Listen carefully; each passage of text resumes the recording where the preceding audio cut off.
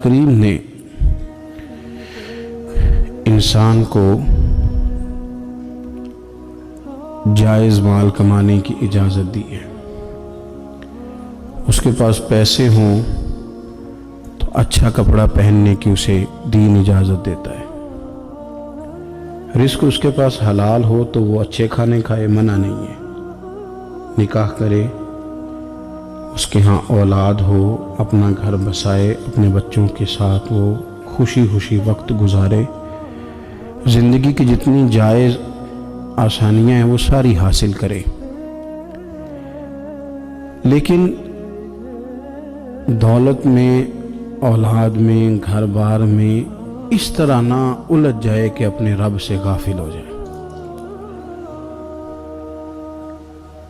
انسان سے مجبوری میں کوئی کام ہو جائے تو وہ تو معاف ہوتا ہے، لیکن وہ کہے کہ میں اب نہیں رہا تھا، مجھے یاد نہیں رہا تھا، تو یہ غفلت ہے۔ تو غافل اب جب آپ ہو جاتے ہیں تو پھر غفلت انسان کو روز بروز زیادہ غافل کرتی جاتی ہے۔ مال کماتے کماتے مقصد مال نہیں بنانا، دولت حاصل کرتے کرتے محبت دولت کی نہیں دل میں پیدا کرنی۔ بال بچے، گھر بار، مکان، اس کے پیچھے بھاگتے بھاگتے ایسا نہ ہو کہ پلٹ کر دیکھیں تو ہمارا بہت سا روحانی، فکری اور ذہنی نقصان ہو چکا ہو۔ بہت سارے لوگ ہم میں سے ایسے ہیں جو الحمدللہ مقصود نہیں دولت کو بناتے، جن کا مقصود رزق حلال ضرور ہے لیکن وہ اس کو اپنے ذہن پہ سوار نہیں کرتے، صرف دولت کی ہو کے زندہ نہیں ہیں، وہ اللہ کے بندے بن کے زندہ ہیں، رسول اللہ صلی اللہ علیہ وسلم کے غلام بن کے فخر محسوس کرتے ہیں۔ دولت کی طرف جتنی زیادہ ہماری توجہ ہو گئی ہے اور مال کی جانب جتنا زیادہ ہمارا ذہن ہو گیا، سارے رشتے مال میں تلنے لگ گئے، ہر چیز کو اسی عینک سے دیکھا جانے لگا ہے۔ اللہ تعالیٰ نے قرآن مجید میں ارشاد فرمایا کہ یا ایھا الذین آمنوا لا تلھکم اموالکم ولا اولادکم عن ذکر اللہ، اے ایمان والو، تمہارا مال اور تمہاری اولاد تمہیں اللہ کے ذکر سے کہیں غافل نہ کر دے۔ اولاد بھی تمہاری ہے، مال بھی تمہارا ہی ہے، رہے گا بھی تمہارے پاس، لیکن اس کی موجودگی میں غافل نہ ہو جانا، غافلوں جیسی زندگی نہ بتانا۔ جو لوگ سڑک کو منزل بنا لیتے ہیں وہ راستے میں رہ جاتے ہیں۔ سڑک جو ہوتی ہے وہ راستہ ہوتی ہے، منزل نہیں ہوتی۔ یہ جو رزق ہے، دولت ہے، مال ہے، اولاد ہے، یہ تو سارا راستہ ہے اللہ کی طرف جانے کا، کہ تھوڑا سا رزق حلال کمائیں، کمر سیدھی ہو جائے اور پھر ہم اپنے رب کریم کی عبادت کریں۔ ہم رزق حلال کمائیں تاکہ ہم ہاتھ پھیلانے سے بچیں اور ہم اللہ کے بندوں کی ضروریات کا خیال کریں، دین کے کاموں میں اپنے آپ کو مشغول کریں، کچھ نہ کچھ اپنا حصہ پیش کریں۔ یہ مقصود تھا، یہ منزل نہیں، یہ تو صرف ایک راستہ تھا۔ ہم نے اب کیا کیا ہے کہ یہی چیز ہماری منزل بن کے رہ گئی ہے۔ رات پیسے گننا، سویرے اٹھ کے پھر گننا شروع کر دینا، پیسوں میں رشتوں کو تولنا، پیسے کے ساتھ ہی اپنے آپ کو ہر وقت لگائے رکھنا، الجھ کے رہ گئے ہیں لوگ، الجھ کے، اور پھر کوئی بندہ جیت نہیں رہا۔ ہمارے دادا بھی یہی کہتے تھے کہ کچھ پیسے کمانے ہیں تاکہ بچے پال لوں، یہ کہتے کہتے چلے گئے۔ ہمارے ابا بھی یہی کہتے تھے، پھر اس کے بعد ہم نے بھی یہی بولنی شروع کر دی ہے، تو جیتا تو کوئی بھی نہیں، جیتا تو کوئی بھی نہیں۔ مال کو ضرور حاصل کریں۔ حضرت بہاءالحق نقشبند بخاری رحمۃ اللہ علیہ فرماتے ہیں، میں نے مینا کے میدان میں ایک نوجوان دیکھا جو لاکھوں کا کاروبار کر رہا تھا، لاکھوں کا، دیناروں کا کاروبار کرتا تھا، سونے چاندی ہیرے جواہرات کا کام کرتا تھا، لیکن فرماتے میں نے اس کے دل پہ نظر ڈالی، لاکھوں کا کام کرتا تھا پر اس کا دل ایک منٹ کے لیے بھی اپنے رب کی یاد سے غافل نہیں تھا۔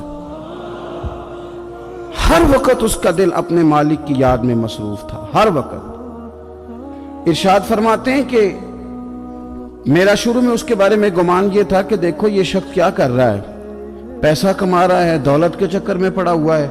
فرماتے ہیں کہ پھر میں نے ایک اور منظر دیکھا، ایک اور رنگ میں نے دیکھا کہ وہ کما رہا تھا اور پھر اختتام حج پہ میں نے دیکھا کہ جو کمایا تھا سارا اللہ کے بندوں پہ خرچ کر رہا تھا.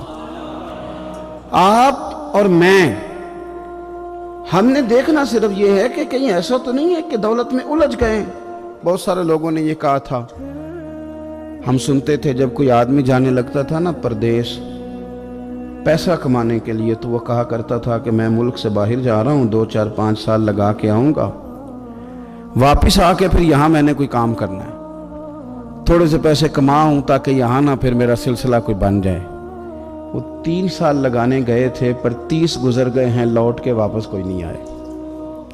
وہ 4 سال کا کہہ کے گئے تھے پر سال 40 ہو گئے، لوٹے نہیں. کیوں نہیں لوٹے؟ اس لیے کہ پہلے مفاد چھوٹا تھا، خیال یہ تھا کہ تھوڑے سے پیسے آ جائیں گے، بچوں کا خرچہ چلنے لگ جائے، فیسیں پوری ہونے لگ جائیں اور مجھے کسی سے مانگنا نہ پڑے، تو بس پھر یہ طے کیا تھا. اس کے فوراً بعد پھر جب باہر گئے تو خیال آیا کہ نہیں، صرف پنکھے کا نہیں اے سی کا بل بھی دینا پڑے گا. پھر تھوڑا اور آگے بڑھے تو خیال آیا کہ چھوٹی گاڑی پہ گزارا نہیں ہوتا، بڑی گاڑی نہ لے لیں. پھر خیال آیا کہ بڑی گاڑی لی ہے تو یہ تو اندر کھڑی نہیں ہوتی، سامنے والا پلاٹ مل جائے تو ذرا گراج اچھا بن جائے گا. پھر الجھ گئے دوستو. پھر نہ مالک حقیقی کی جانب وہ نظر جو ہماری ہونی چاہیے تھی نہ رہی. ذوق سے نماز پڑھتے تھے، پھر ہماری نمازیں مختصر ہو گئیں. ہم سویرے اٹھ کے ذوق سے قرآن پاک پڑھتے تھے، پھر وہ وقت بھی ہمارا دفتر کی تیاری میں لگ گیا. رات درود شریف پڑھتے تھے، لیکن وہ بھی سارا ہمارا حساب کتاب میں وقت گزر گیا. ہم نے یہ سمجھا ہی نہیں کہ دولت کارخانہ نہیں دیتا، دولت سیٹھ صاحب نہیں دیتے، دولت آپ کو آپ کی فیکٹری نہیں دیتی، دینے والے تو رب کریم کی ذات ہے. تو جہاں سے آنا تھا وہاں توجہ دینی چاہیے تھی کہ جہاں صرف ایک سبب تھا، ذریعہ تھا. حضرت اویس کرنی رضی اللہ تعالیٰ عنہ، ہمارے صوفیاء میں ایک لفظ بولا جاتا ہے فقر بوزر، یعنی کچھ لوگ ایسے ہیں جو سیدنا ابو ذر غفاری رضی اللہ تعالیٰ عنہ کے طریقے پہ چلتے ہیں. ایک لفظ بولا جاتا ہے فقر بوزر. کچھ لوگ فقر بوزر کے قائل تھے، اسی مزاج کے قائل تھے حضرت سیدنا اویس کرنی رضی اللہ تعالیٰ عنہ. ان کے ذہن میں ایک بات بیٹھ گئی تھی کہ یار دینے والا اللہ ہے، دینے والا، عزت بھی اللہ دے گا، رزق بھی اللہ دے گا. بلکہ امام غزالی رحمۃ اللہ علیہ نے تو حدیث لکھی ہے، آپ فرماتے ہیں کہ نبی پاک صلی اللہ علیہ وسلم نے فرمایا جس نے بندوں سے عزت تلاش کی رب اسے رسوا کر دے گا. جو سیاست کر کے عزت حاصل کرنا چاہتا ہے، جو اس طرح کا ماحول بناتا ہے کہ میں کوئی ایسے کام کروں کہ لوگ میری واہ واہ کریں، لوگوں سے عزت کا حصول کرنے والے کو رسوا کر دیا جاتا ہے. عزت در اصل وہی ہے جو رب کریم عطا فرماتا ہے. میرے عزیز دوستو، آپ اپنی توجہ، دل کی توجہ، روح کی توجہ اپنے مالک کی جانب جب کر لیتے ہیں، غفلت کا پھندا اتار دیتے ہیں اور ہر وقت غلبہ رکھنا پیسوں کا، ہر وقت اسی میں سوچنا، اسی میں محو ہو جانا، پھر آپ کا ذہنی نقصان ہوتا ہے. پھر آپ کی روح جو ہوتی ہے وہ بے چین رہنے لگتی ہے.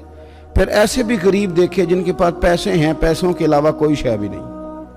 پھر ایسے بھی تنگ دست دیکھے کہ جن کے پاس جائیدادیں بڑی ہیں پر ان کے پاس رات کو سکون سے سونے کے لیے وقت کوئی نہیں.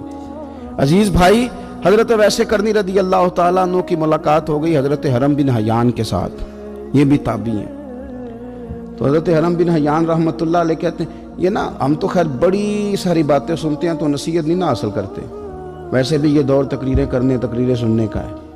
جو عمل کرنے والے لوگ تھے ان کا کیا طریقہ تھا کہ وہ 1-2 جملے کافی تھا. علم و بس کری ہو یار وہ ایک کوئی حرف تے نہیں درکار.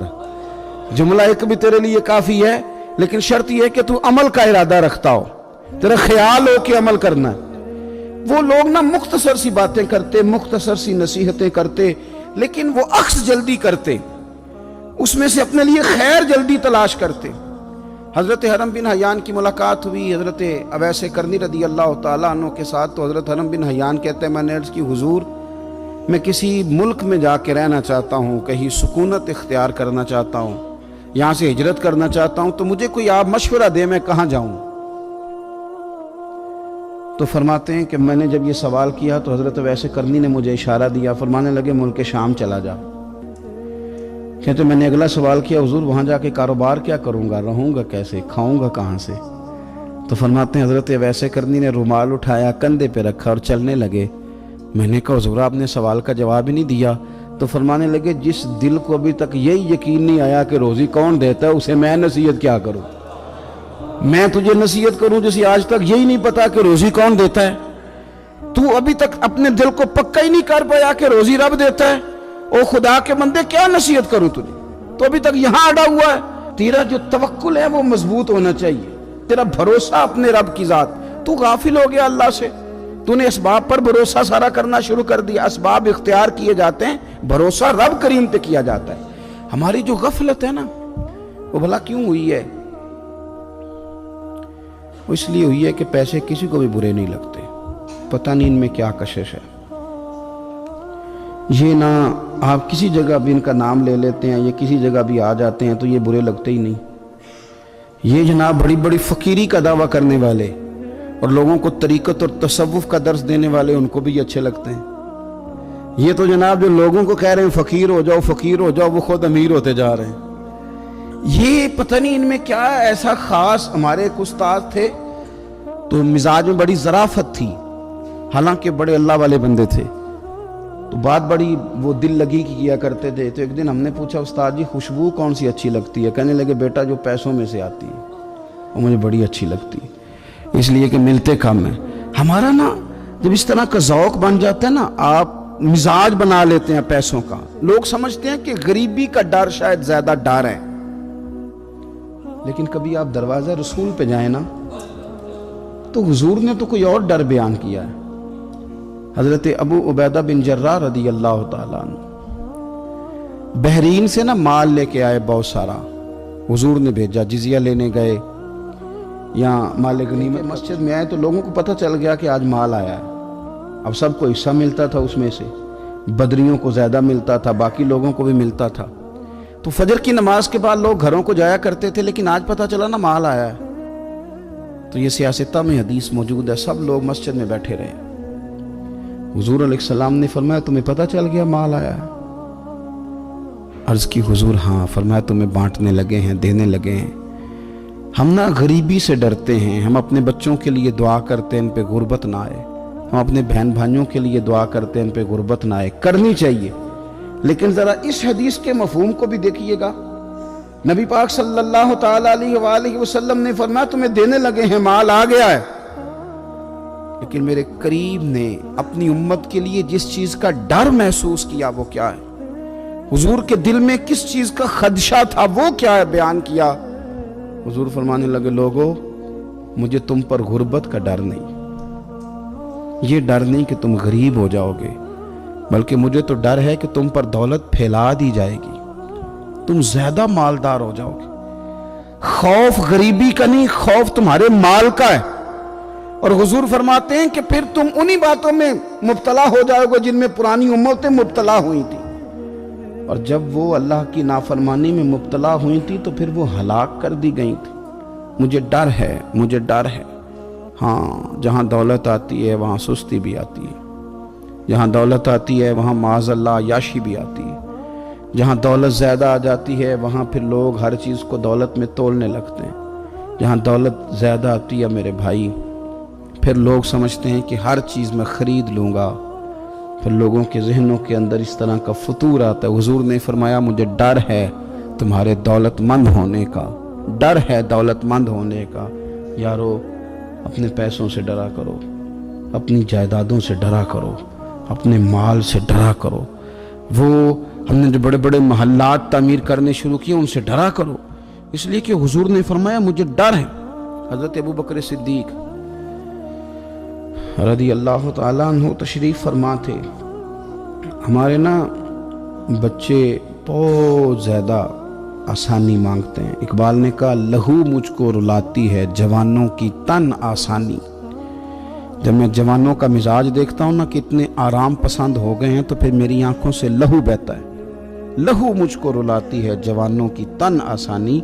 ان کا وجود اتنا آسانی کا ماحول لینا چاہتا ہے، ذرا سی بھی کوئی تکلیف آپ دیکھ لیں، لائٹ بند ہو جائے تو مصیبت کھڑی ہو جاتی۔ کسی جگہ چند منٹ کے لیے آدھے گھنٹے کے لیے ٹریفک بند ہو جائے تو مثلاً کیا ہو جائے گا، لیکن یہ کہ طبیعتوں میں تلخی، اور جب وہ گاڑیاں آہستہ آہستہ چلتی ہیں تو ایک دوسرے سے آگے بڑھنے کی وہ شدت، وہ ہمارے مزاج میں ایک دوسرے کے بارے میں دل میں بڑے بڑے جملے، کیوں؟ اس لیے کہ ہماری طبیعت آسانی پسند ہے، ذرا سی بھی کوئی رکاوٹ ہم نہیں برداشت کرتے، تھوڑی دیر کے لیے ٹھہرنا پڑ جائے ہمارے لیے بڑا مشکل کام ہے۔ آپ ہمیں ہماری مرضی کے خلاف کوئی بات کر دیں تو ہمیں بگڑا ہوا سمجھیں، ہماری طبیعت میں وہ آسانی ہے۔ یہ آسانیاں انسان کو پھر بڑے بڑے کام نہیں کرنے دیتی، پھر انسان کمزور پڑ جاتا ہے، پھر وہ کوئی کسی انقلابی تحریک کا کبھی حصہ نہیں بن سکتا۔ اگر وہ بڑی صلاحیت بھی رکھتا ہو تو وہ زندگی میں کوئی کارنامہ سر انجام نہیں دے پاتا، کیونکہ طبیعت میں آسانی آ گئی، اس کا مزاج ہی نہیں۔ جس بندے کو گرمی زیادہ لگتی ہے وہ کیسے آگے بڑھے گا؟ یہ سیٹھوں کے بیٹے، مالداروں کے بیٹے، پیروں کے بیٹے، بڑے بڑے جنازادگان الا ماشاءاللہ، آگے نہ بڑھنے کی وجہ کیا ہے؟ صرف یہ ہے کہ طبیعت کا تقاضا یہ ہے کہ ایک آدمی نے رومال پکڑا ہے، دوسرے نے جوتا پکڑا ہے، تیسرا گاڑی کھول رہا ہے۔ جب آپ اس قدر زیادہ ان کو آسانیوں میں مبتلا کر دیتے ہیں، پھر ان کے لیے جہاد کرنا، میدان میں نکلنا ممکن نہیں رہتا، وہ عادی نہیں ہوتے۔ امام حسن اور امام حسین رضی اللہ تعالی عنہما نے جہاد اس لیے کر لیا تھا، بچپن میں ہی 7-8 سال کی عمر تھی تو ماں 3 دن روزے رکھوایا کرتی تھی، وہ 3 دن روزے رکھتے تھے، اور افطار کا وقت آتا تھا تو جو کچھ پکا ہوتا تھا وہ بھی اٹھا کے غریب اور مسکین کو دے دیا کرتے تھے۔ تو انہیں تو عادت تھی بچپن سے ہی، پھر اس لیے ایسا نہیں ہوتا کہ وہ کھانا نہیں پکا تو بچے نے موبائل توڑ دیا ہے، اس کی مرضی کا۔ آج گھر کے اندر جو ہے وہ کھانے کا سامان موجود نہیں تھا تو اس نے ٹی وی توڑ دیا، اس طرح پھر نہیں ہوتا، پھر وہ گھر کا نقصان نہیں کرتا۔ ہمارے مزاج میں جو بے پناہ آسانی ہے، مرضی کا کھانا ہے، مرضی کا پہننا ہے۔ اب ہمارے کپڑے پرانے نہیں ہوتے، اب ڈیزائن بدل جاتا ہے۔ اب وہ کہاں چونکوں میں وہ لوگ بیٹھے ہیں جو جوتیاں گانٹھا کرتے تھے، اب کہاں وہ وقت گیا کہ جب توڑے میں ڈال کے سارے گھر کے جوتے لے جائے جاتے تھے اور ان کو گانٹھا جاتا تھا۔ شادی کا موقع اور خاندان کی شادی کا موقع، لیکن گھر کے سب لوگ جوتا پالش کروا کے ڈالتے تھے، نیا نہیں خریدتے۔ اب تو جوتے پہننے کا موقع ہی نہیں آتا، اتنے جوتے پڑے ہوئے، کون سا چھوڑا جائے کون سا پہنا جائے۔ یہ تن آسانی ہے، یہ غفلت میں مبتلا کر دیتی ہے، یہ غفلت میں۔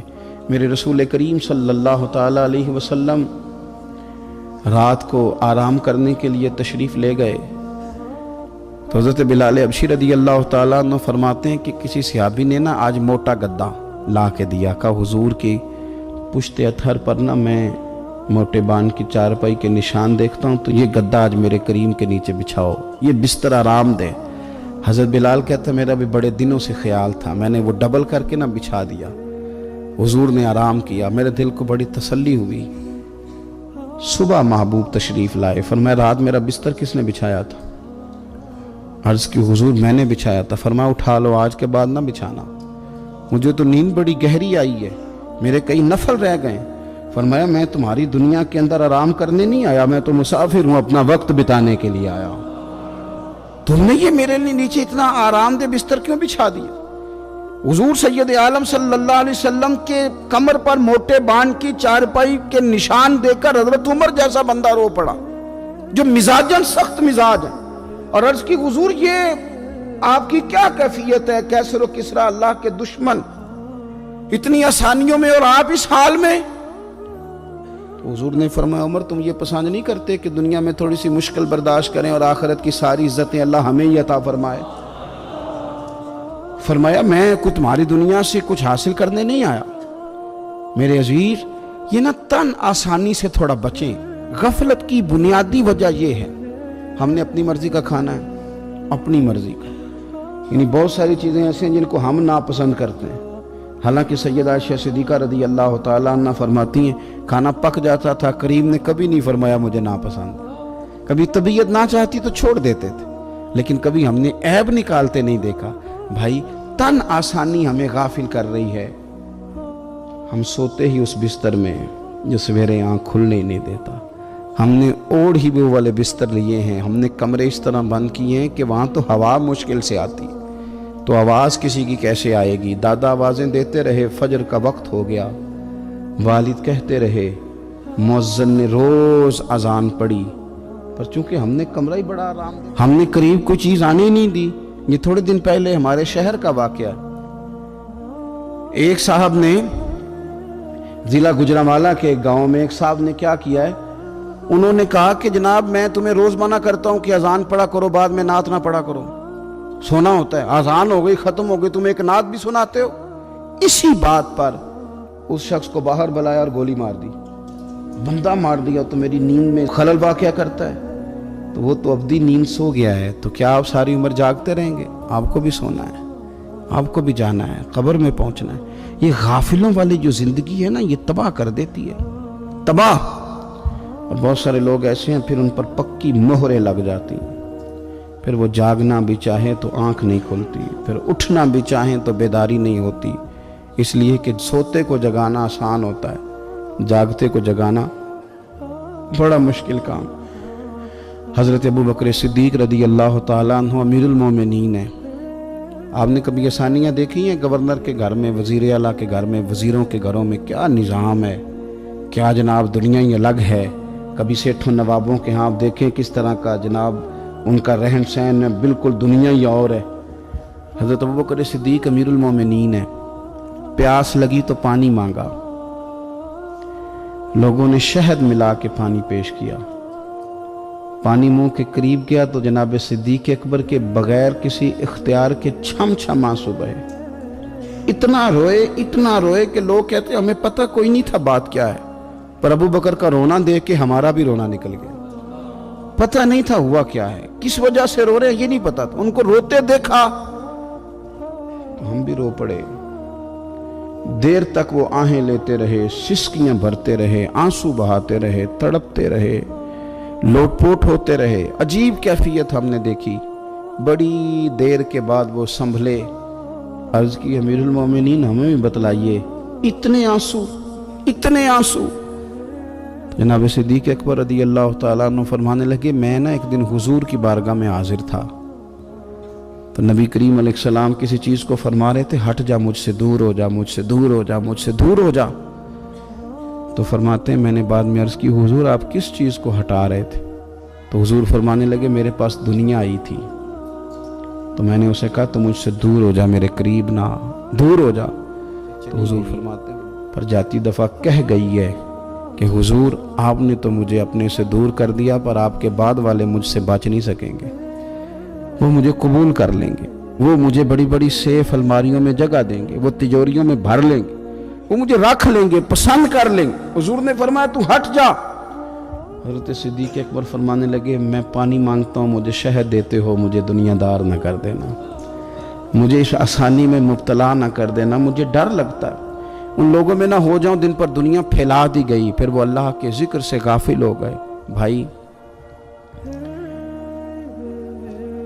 कितने दुख की बात है कि कुछ लोगों ने पिछले रमज़ान शरीफ को कुरान मजीद खोला था, यानी एक महीने में भी एक कुरान शरीफ हम ख़त्म नहीं कर पाते। क्या हम रोज़ फ़ोन नहीं सुनते? क्या हमारे पास जो SMS आते हैं उनके जवाब नहीं देते? क्या हम अपनी मर्ज़ी से अपनी तबीयत के मुताबिक नींद पूरी नहीं करते? क्या हफ्ते में 1-2 दफ़ा हम बाहर से जाके खाना खाने का प्लान नहीं करते? सारे काम हम कर रहे हैं, टाइम निकल रहा है, दोस्तों के साथ मुलाकातें हो रही हैं, खुशगपियाँ जा रही हैं, तो क्या वजह है? कुरान पाक हमारा महीने में 1 दफ़ा ख़त्म क्यों नहीं होता? दरूद पाक की मजालिस हम कायम क्यों नहीं करते? हम क्यों नहीं अपने आप को थोड़ा सा वक्त देते? क्यों नहीं हम अपनी रूहानी ज़िंदगी को आबाद करने के लिए थोड़ा सा आगे बढ़ते? क्यों नहीं वज़ाइफ पाबंदी से पढ़ते? क्यों फजर से थोड़ा पहले हमारी आँख नहीं खुलती? गाफिलों वाली ज़िंदगी ना गुजारे। वरना याद रखें, हमारी आँख उस वक़्त खुलती है जब आँख बंद होने का वक्त आ जाता है। उस वक़्त आँख खोलेंगे तो उसका फ़ायदा कोई नहीं होगा। अब वक्त है, अब वक्त है, अपने आप को ज़हनी तौर पर तैयार करें, अपने दिल से रोज़ कलाम करें। जिस तरह अपने पैसों का रोज़ हिसाब करते हैं तो अपने दीनी मामलात का भी हिसाब करें कि कहाँ कितनी चीज़ें ऐसी हैं जो मैंने बिला वजह छोड़ दी। गाफिलों वाला वक्त ना गुजारें। एक लम्हा जो ज़िंदगी में गफलत में गुजरता है ना, गफलत में, वो बड़ा खौफनाक हो जाता है। और ये भी याद रखना, लम्हे गाफिल होते हैं पर सदियों को सज़ा भुगतनी पड़ती।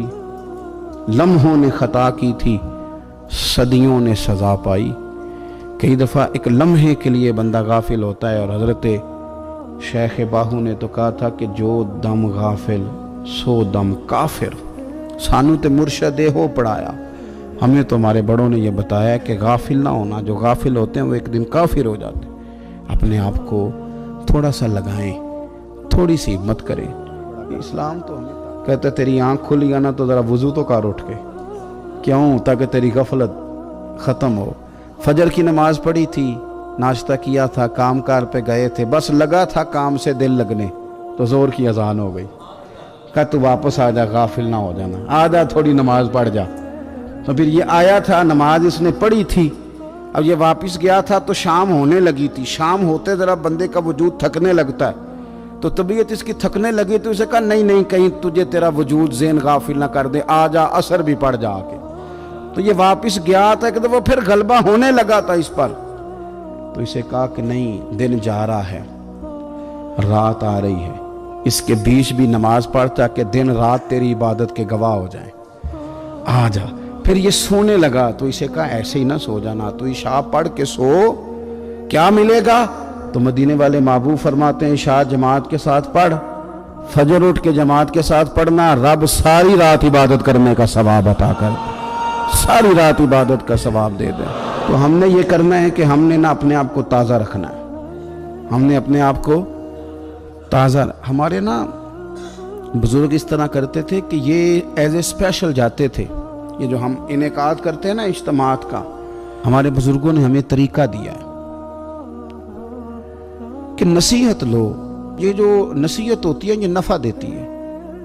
آپ کے کانوں سے بات ٹکراتی ہے تو دل میں ایک دفعہ جاتی ضرور ہے, یہ مزاج ہوتا ہے. ہمارے بزرگ نا چل کے جاتے تھے, چل کے جاتے تھے, اور جا کہتے تھے کوئی نصیحت ایک ہو جائے. چل کے جایا کرتے تھے تو نصیحت ہو جاتی تھی. حضرت داؤد طائی رحمۃ اللہ تعالیٰ علیہ ارشاد فرماتے ہیں کہ ہارون رشید بادشاہ آیا, کئی جگہوں سے ہو کے میرے پاس آیا, تو میرے ساتھ ہاتھ میں لایا, سلام لی تو بھی ہاتھ پکڑے ہوئے تھے. تو کہنے لگا حضور کو نصیحت کر دیں. تو میں نے کہا نصیحت کیا کرنی ہے, تیرے ہاتھ بڑے نرم و نازک ہیں, دیکھنا کہیں جہنم میں جل. کہتے ہیں وہ نصیحت میں نے کی تھی, لیکن جب وہ میری نصیحت سن کے رویا نا تو اس کے رونے سے میں نے بھی رونا شروع کر دیا. تو میں نے اسے کہا نصیحت میں نے تجھے کی تھی, لیکن دیکھ اس نے میرے دل پہ کتنا اثر کیا ہے. نصیحت ہمیشہ یہ بھی غفلت سے جگائے گی. کوشش کریں کوئی بات سیکھیں, کسی سے کچھ سنیں, کوئی خیر کا جملہ لیں, تاکہ دل جو ہے نا وہ مردہ. حضرت سری سکتی رحمۃ اللہ علیہ درخت کے نیچے بیٹھے تھے,